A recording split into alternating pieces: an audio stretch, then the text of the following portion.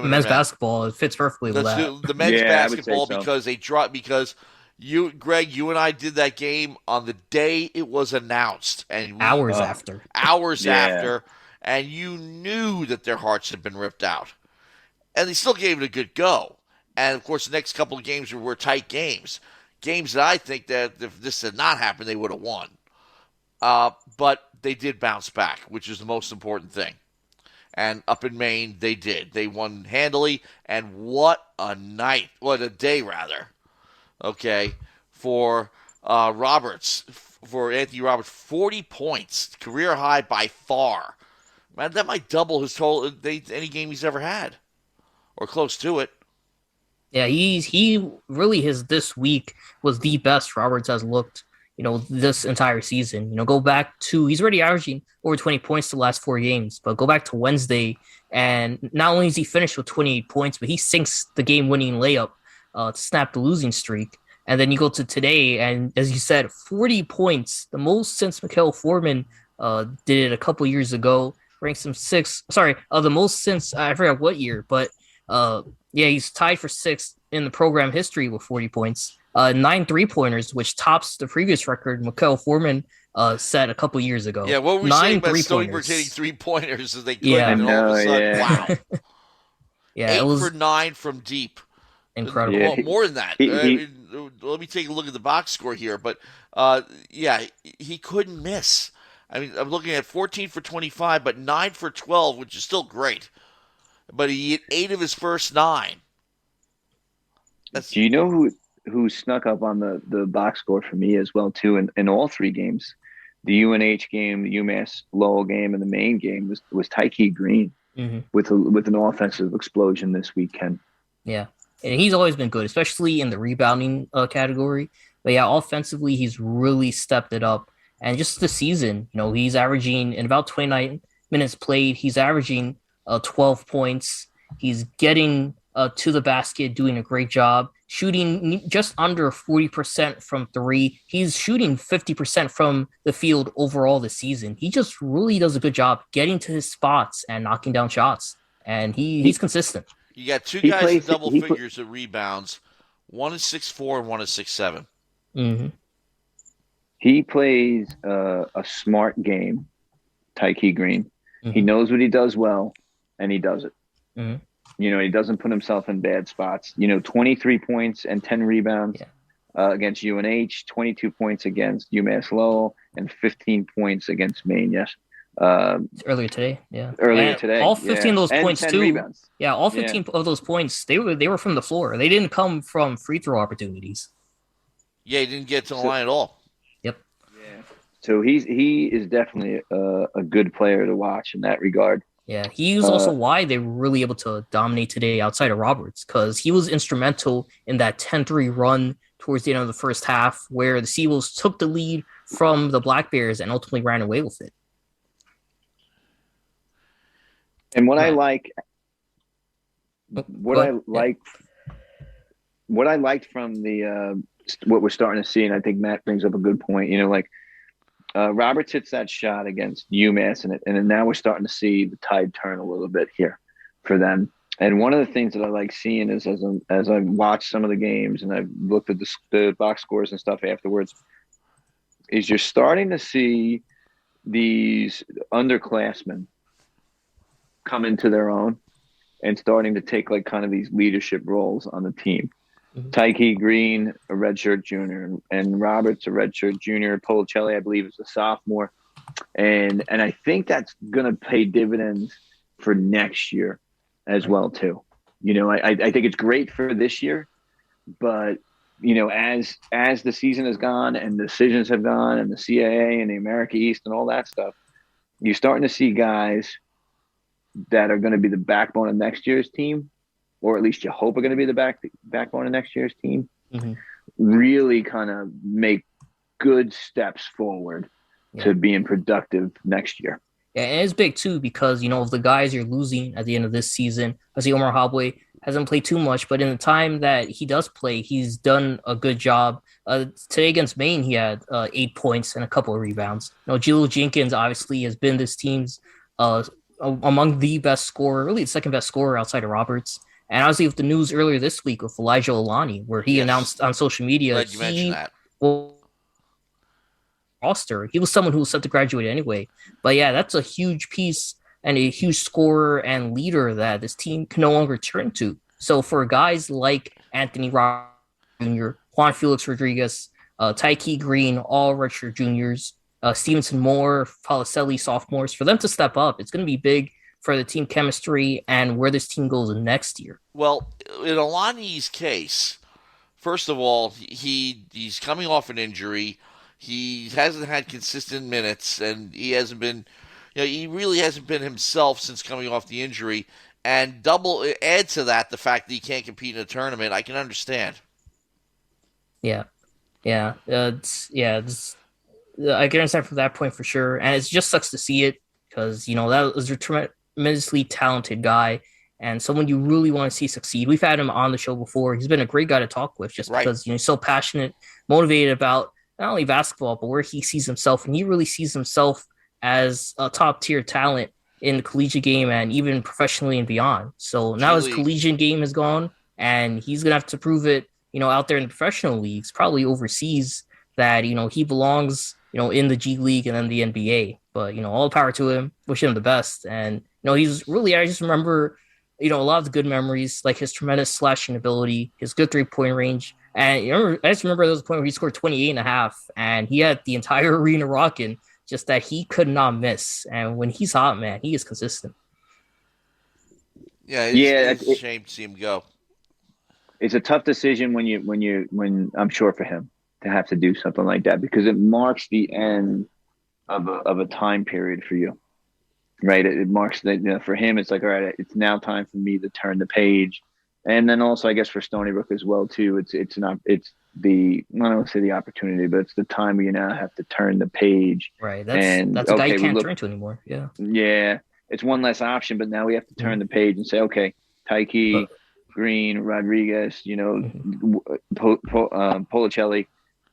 It's time for you guys to take more of a role now. Yeah, and I do feel like that absence, that that impact, I thought has led to slight changes towards the team's attitude, and we've seen adjustments come out of that. Is that starting to rely on each other more? And I know Robert scored 30 points or 40 points today, but there's starting to see less one-on-one ball, less hero ball. You're starting to see a little bit less of guys just trying to get the team back in the game, trying to carry the team over the finish line, as opposed to guys getting each other involved. They were a lot more active this week and this weekend, especially on the pick and roll opportunities and just Roberts, getting Roberts open and feeding him the ball. And that was huge for this team winning, both on that Wednesday game where Roberts sank that last second layup, but also the game today where they kept feeding Roberts on the wing, and he kept knocking down shots, and that's big because I don't think that would have happened, prior to Olani's absence, or really, especially earlier in the season. Roberts would have made a couple of threes, and then it just would have been the rest of the guys trying to put down threes, and it would have killed the consistency there. And now you're starting to see this team build from it, and that's really big, I think, going forward for the Stony Brook squad, is keeping each other involved and really avoiding the hero ball stuff. Yeah, and you probably could look back to last Saturday, the 5th, and you can say, okay, they lose a tough one to NJIT, then on Monday they lose a tough one to UNH, but you're starting to see them. Okay, we're playing good basketball right now. You're starting to feel like you're in games, and then when you get that win on Wednesday, win just cures so many different things, right? It just makes you feel better about yourself. Dinner tastes better that night when you get a W. The people seem friendlier when you get a W. And that was the tie Wednesday game, because you remember Stony Brook had the lead. They jumped out to 7-point lead with 13 to go in that second half. Hawks responded again to tie the game and then take a 6-point lead later. And then Seals had to fight back and cut. And really the last 8 minutes or so were really a back and forth between both teams, with, one would score and the other would respond with bucket. And that really didn't stop up until the last one, Roberts sank to ultimately clinch it. Yeah, and you know what? They have 6 more games left. 2 of them against Hartford back-to-back. That's kind of like an oddball piece to the schedule. UMBC, UMass Lowell again, Albany, and then NJIT again. So, all winnable games for them moving forward. And it could be a nice way for them to finish up the season as well, too. I think it's good for them to play this way. I know it doesn't matter unless there's a court injunction somewhere down the road, which doesn't seem imminent, but they can't talk about it anyway because it's still being discussed, I'm sure. Vermont continues its winning ways. They've won 14 in a row now. They're 12-0 in the conference. Stony Brook, with these couple of wins, have worked their way back into a tie for second place with UMBC, like it matters. Okay, right. But but you know what? The regular season championship. Now, nobody has said anything about this because if the regular season champion loses in the tournament, they automatically go to the NIT. Stony Brook is not going to overtake Vermont. Vermont's pretty much got it clinched. But I'm just wondering if there's any kind of postseason available for Stony Brook. At this point, with this record, I don't think there's going to be no CBI or anything like that. I don't think they're going to pluck them out of there. But you never know.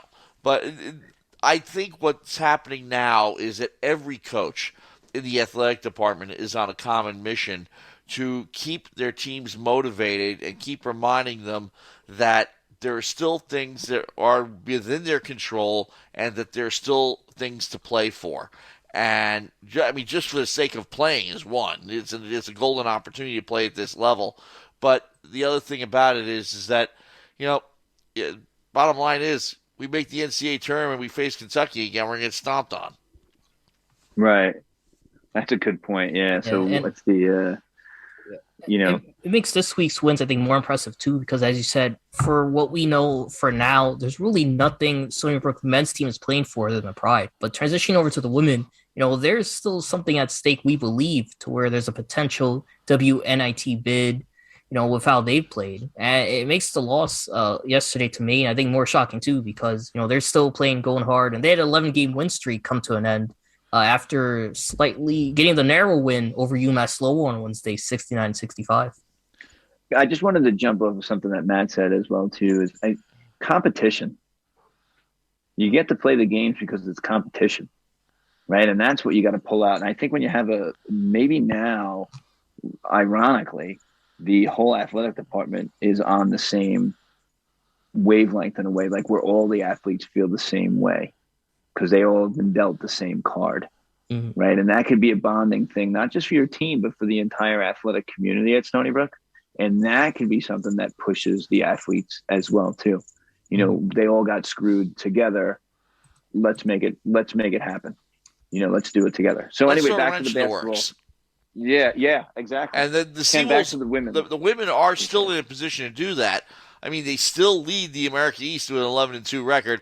Only problem is Albany and Maine are right behind them at 10-3. Yeah. And Maine turns out to be a thorn in Stony Brook's side yet again on Saturday. That was their 7th win in a row, by the way. Now, they have the longest active winning streak in the conference. They had a tough non-conference record, so they're only 13-10. But even without Stony Brook in the mix, the regular season championship is still going to be hotly contested. Mm-hmm. Yeah, and that's the interesting thing too, right? Because they're ineligible for the postseason title, but as you said, the regular season title, and determining if they get potentially get an automatic WNIT bid, or as you said, maybe another invitational tournament bid is really going to rest. First place. Exactly. It's going to rest on these next 5 games. And they got a pair against UMBC starting tomorrow and then Wednesday. And then obviously lowly Hartford. You can almost pencil that in as a win, except we've seen an undefeated Stony Brook team lose to a winless Hartford team before.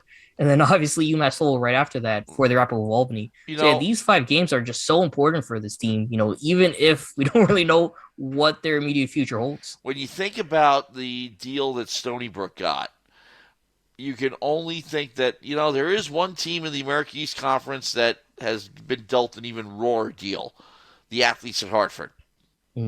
Because the division downgrade to Division III, but the only problem is they can still compete in the tournament. I mean, look, again, there's a lot of emotion there because we're all Stony Brook guys. We were all Stony Brook students. We've all been following the Seawolves all these years. And I still believe that the thing that really bothers me the most is that this was supposedly unanimous, where all the school presidents trying to kick Stony Brook out of the tournament, and that it's like a knife in the back.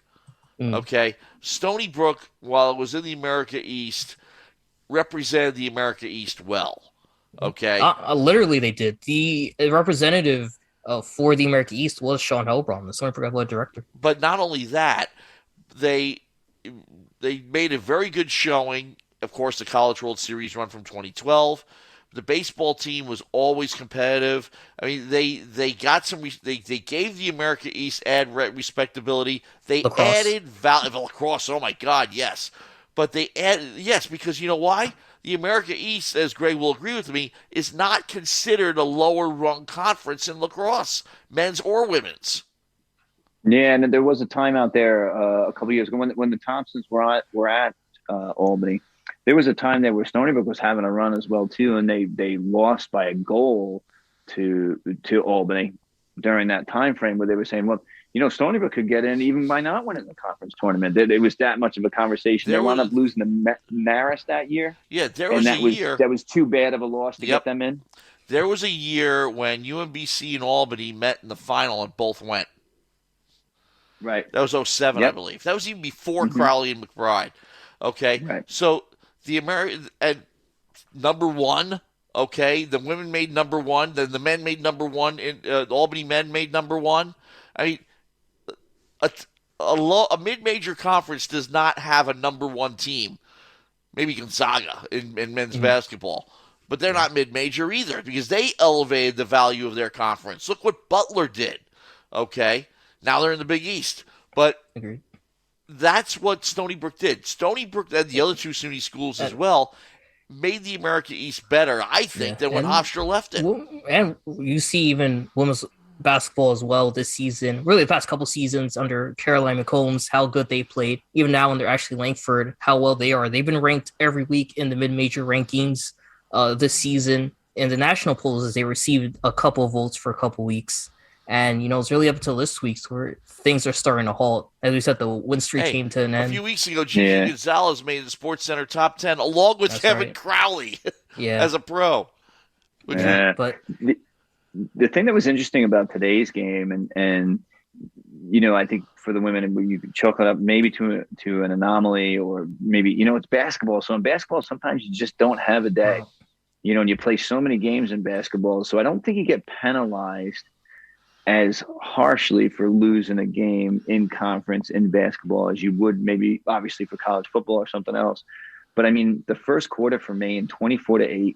Maine 24, Stony Brook 8. That is just so backwards to anything that we've seen from the women. I was going to say it's starting to be a trend because go back to Wednesday, the Stony Brook won, but that third quarter, UMass Lowell outscored Stony Brook 30-16, which, you know, that's the largest deficit for a ranked team that was the largest deficit for a ranked team to outscore them up till Maine this week. So yeah, that's a scary trend, especially if you're watching the Stony Brook team that's usually outscoring their opponents, you know, 30-16 in quarters. The one thing I thought was good for Stony Brook this week was in their game on Wednesday. They had, what's her name? Turl. I guess Aaron Turl. Yes, Aaron Turl. Yeah. She came off the bench and she had 11 points. I thought that was a really big impact for a freshman player to get an opportunity and to get that going like that. So, you know, I thought that in a tight game the other day, she comes in and she gets that to go. And I think that as a shining light for the week for them, you know, I thought was a really good thing for them. Well, and I do think a similar case, Earlette Scott. Now, she's not a freshman, but I think that over the course of the season, she has worked her way in for more and more minutes in a starting role that she may not have had as much of early in the season. Yeah, Scott's really stepped up for sure. You know, they're averaging about 29 per game. She's right under Annie Warren in terms of producing and really scoring in terms of the points total, you know, this season. She has looked really impressive, I think, in her starts, really her entire season, shooting 41% which is among the best in the team and the best among guards that have played as many games as her. But going back to sure. what you were saying with Erin Turrell, I mean, she's only averaging 7.5 minutes a game, and she comes up with something like that. That's amazing. Yeah. Yesterday she had 11, that Wednesday game she had 11 and 12 minutes, which is pretty good. That's efficiency. But you know what? Another player who is not known for playing a lot of minutes, but coming up with big shots is Mankiewich Boucher. Mm-hmm. Yeah. Yeah, I would agree with that as well too. I think, when I spoke to Coach Ashford earlier in the season, she would say, like, let's face it, if she's on another team, Mackenzie, she's a starter. Yeah. For that other team. That's how good she is. And they do a nice job of rotating Wool and Pagan and Boucher in. And in particular, some of it is the feel of the game. And when they feel offensively, they need to get a little firepower and who they put in, who they can take advantage of with. And I think some of it also is defensively as well, too. Who can we put in where this person is giving us fits? Who's going to be the best matchup for them? And I think that makes them very difficult. Yeah, they're three bigs, and they all have different strengths. You want scoring and rebounding, you go India Pagan. You want 3-point shooting if you're big, you go Leah Mori Wool. You want that defensive edge, you go Mackenzie Boucher. But you're also inside scoring. Her shooting percentage is 55%. Mm-hmm. She has never taken a 3-point shot, but there is an Achilles heel, and it's her free throw shooting. It's bad. 7 for 23. It's worse than Shaq bad. It's worse than Chris Dudley bad. and yeah, what you need to do is to get her riled up. And, Shaquille O'Neal would always said, if anybody tried to pull Hack-a-Shaq on me, I immediately got better at the free throw line just to stick it to him. Because that was the strategy with him. First of all, they beat him up and make him go to the line, and he'll brick a few, and they'll take him out of his game. But later on in his career, he kind of figured, they're going to be doing that to me every day. I still remember, he was in a real mood one time. Remember those NBA on NBC games at noon on Sundays after football season starting right around now down into the playoffs? Knicks are playing the Lakers, and we're talking about good Knicks. Okay, we're talking this is 99, 2000 or so, and Shaq, of course, is playing for the Lakers, and Charles Oakley basically shuts him down for the entire fourth quarter. Gets no points in the fourth quarter. And Shaq is starting to go, after the game, Shaq is complaining about getting beat up all the time and not getting any calls. And he says, I never get calls in this sorry-ass league. And I wish I had on tape. That got all over. I mean, I fed to a station out in L.A., and that got all over the place. But he was in a bad mood because I remember the Newsday headline on the back page the next day, shackled. And Oakley just had the game of his life just shutting down Shaq. Yeah, and it'll be interesting to see. I mean, I don't know much about, I think you guys would know a little bit more about UMBC. They're going back-to-back with them this week. What are we looking at for UMBC? I mean, for the women? I don't know much about them.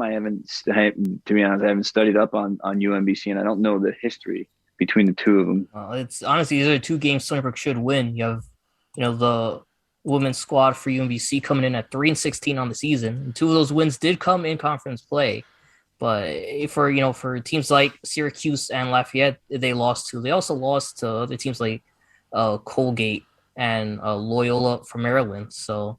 They haven't had the best season, obviously. Had a bit of a losing streak starting off the season. Got wins against New Hampshire and Hartford before dropping the last game to UMass Lowell.